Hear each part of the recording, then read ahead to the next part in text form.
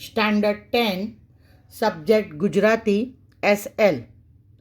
અંગ્રેજી માધ્યમના બાળકો માટે ગાલા મોડલ ક્વેશ્ચન પેપર, જેમાં પેપર નંબર 5 પેજ નંબર 211ની ઉપર છે. આજે આપણે વિભાગ C ગ્રામેટિકલ ક્વેશ્ચન છે, વ્યાકરણ વિભાગનું સોલ્યુશન મેળવીશું. Question number 33. નીચેનામાંથી કયો શબ્દ સૂર્ય શબ્દનો સમાનાર્થી છે? સિનોનિમ્સ: સૂર્ય એટલે ભાસ્કર, શશી એટલે તો ચંદ્ર થાય.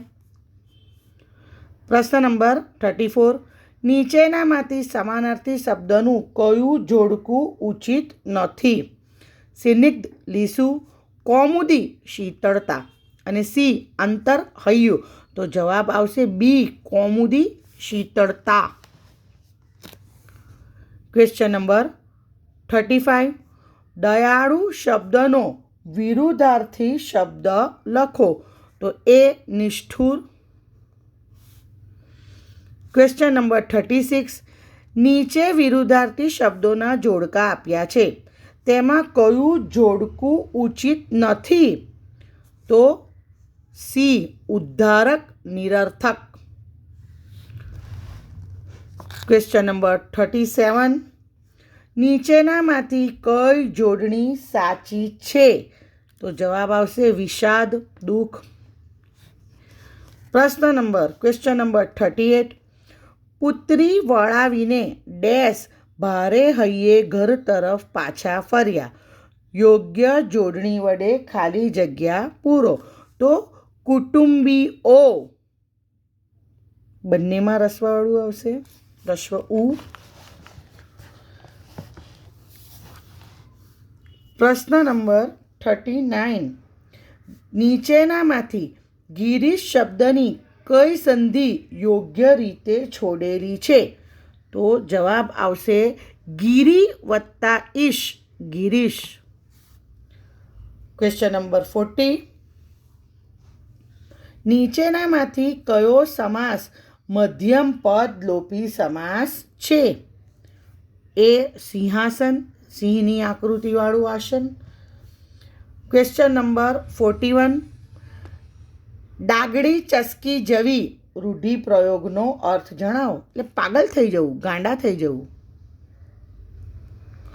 પાગલ થઈ જવું, ગાંડા થઈ જવું, જે લખો એ. Question number 42. નવરો બેઠો નખો દ્વાળે કહેવતને સમજાવો. એટલે કામ વગરનો માણસ મુશ્કેલી ઊભી કરે. કામ વગરનો માણસ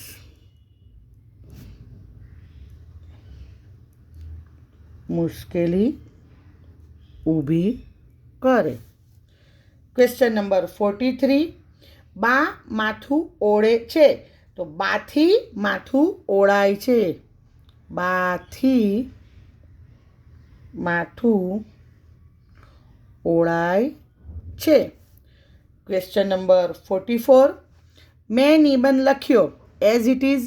અહીંયા આપણે કોઈ પણ નામ એડ કરી નાખવાનું, એટલે કોઈ પ્રેરણા આપે ને તે વાક્ય પ્રેરક વાક્ય થાય.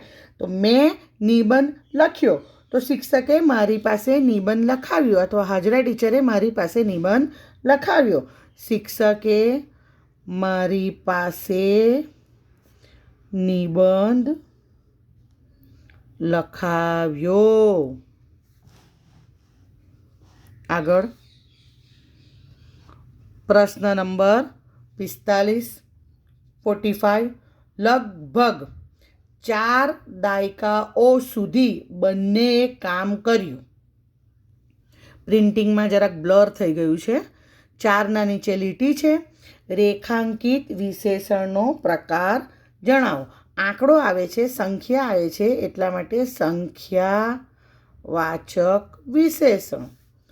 પ્રશ્ન નંબર 46. 46. નીચેનામાંથી વિકારી વિશેષણ શોધીને લખો. તો બી, મારું. Question number 47.